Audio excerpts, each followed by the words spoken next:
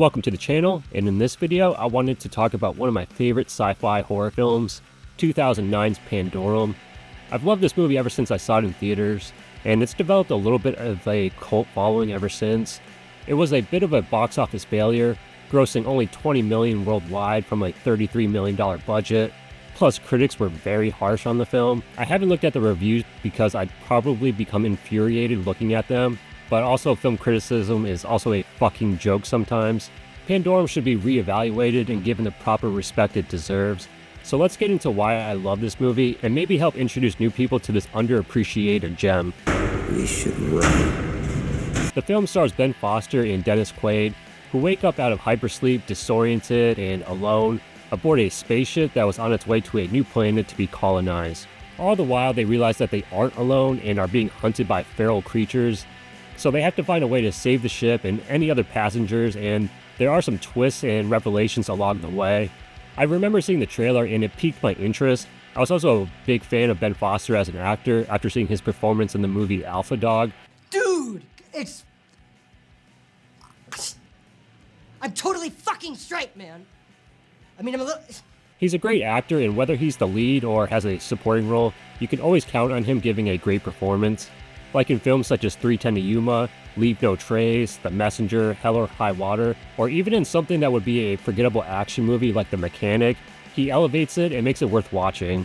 The movie has some Doom vibes, and it was produced by Paul W.S. Anderson, who directed another Doom-like movie with Event Horizon. Both films would pair well together for a double feature. The movie came to be based on two separate scripts. Travis Malloy had written a script about a spaceship transporting criminals that turn into savage creatures, and the crew overseeing them has to find a way to combat and survive this new threat. The other script by director Christian Alver was about a space crew transporting human settlers, and the crew is dealing with amnesia stemming from extended hypersleep. So Christian and Travis melded the two scripts into one. The title Pandorum is a reference to orbital dysfunctional syndrome, which deals with the long-term mental effects of being stuck in space, and is similar to cabin fever, where being trapped somewhere over the course of time makes you go a little crazy. It gives the movie added tension because our main characters might not be in the proper headspace to help prevent this from being a completely doomed mission. I love the way this movie starts out with Ben Foster's character Bauer waking up from hypersleep and he's just freaking out. There's a great shot that goes from him screaming inside his pod, and then the camera pulls out and it's just complete silence. It's pretty freaky, and I would probably be doing the exact same thing at that moment. One other moment from the beginning that's always stuck out to me is the peeling of all the dead skin. It's kind of gross, and it's a detail I haven't seen before. Dennis Quaid's character, Lieutenant Peyton, wakes up soon after, and they realize something's wrong. There's no communication to the other flight crew, and they can't access the bridge. Bauer finds a way out with Peyton staying back and helps guide him along the way. He also finds a pretty cool anti-riot gun that shoots compressed air like a shockwave blast. Bauer ends up coming across other passengers like Norman Reedus, who is a part of a different flight team. Reedus had previously worked with Christian Alver on his film Antibodies. Bauer then discovers other passengers that are being hunted by these cannibalistic humanoid creatures. The creatures were brought to life by artists from Stan Winston's studio. The other passengers he ends up teaming up with is Kung Lee, who's part of the agricultural crew, and Antia Trawa's character, Nadia, who's an environmental scientist. Antia you might recognize from Man of Steel. She played Feora, who was General Zod's second in command. I liked her performance in this movie, and since she's probably been awake the longest, she's the most sane in this entire film. Ben Foster's brother John makes a small appearance in the film. He was also the main lead in the horror video game movie Stay Alive, and I have a bit of a soft spot for that film. Anyway, the ship is having these reoccurring power surges, so Bauer has to reach the nuclear reactor to reset it before the ship loses complete power. All the while that's happening, Dennis Quaid comes across Corporal Gallo, played by Cam Gigande. Gallo slowly becomes more unstable as the movie goes along, and there's a nice twist to that character. The third act has quite a few big revelations that pertain to the creatures and the mission itself. I don't want to spoil the ending for this movie in case you haven't seen it. The end reveal is pretty cool, and the filmmakers did a great job at giving subtle hints, but it still ends up becoming a holy shit moment. I wish this movie was more successful at the box office because I really would have loved to see how they would do a follow-up to that end reveal. Christian hasn't directed an American movie since this film. He mainly works over in Germany now. I don't know if this movie soured him on making any other American films, or if it was the other film he made here called Case 39, Or maybe it was just the fact that this movie was just ravaged by critics and the movie failed to make any money at the box office. In Hollywood is all about what have you done for me lately. I bought the DVD when it first came out, but I lost it when I moved about 10 years ago.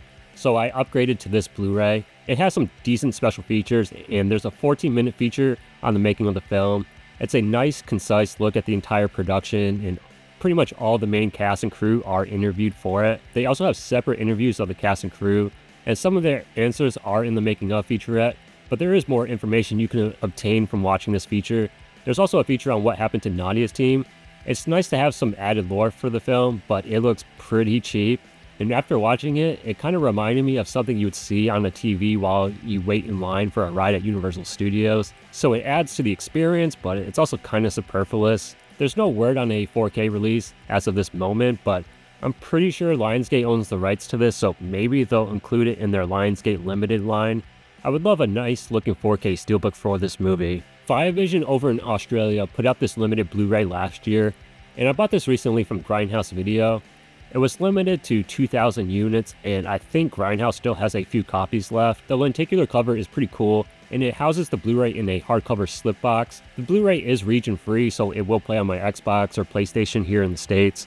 I wish the artwork on the Blu-ray featured the poster of Bauer pulling the dead skin off of his body. The artwork they choose for the Blu-ray looks something like you'd see on a cheap DVD at Walmart. They ported over all the previous bonus features and added one new feature with film historian Brian Reisman talking about how underrated Pandorum is and how it compares to other sci-fi films that also deal with space colonization. It made me appreciate the film even more, and it's just a shame this movie doesn't get more love. I mean, maybe it does and I'm just unaware of it. This limited edition also came with 6 art cards. They're a nice addition to the set, and this may end up being the nicest edition this movie ever gets, but I'll hold out hope for Lionsgate putting this out on 4K and adding new retrospective interviews like they did recently for the Crazies remake. I don't think Viavision did a new transfer for this because it looks pretty identical to my other Blu-ray. It's currently on sale on Grindhouse Video's website, so pick it up before it's sold out. And if you're looking to stream it first, it's currently on Prime and Tubi. Thanks for watching this video on one of my favorite films.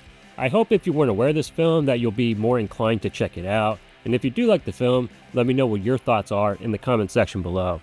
I'll see you guys in the next video, but until then, have a movie time.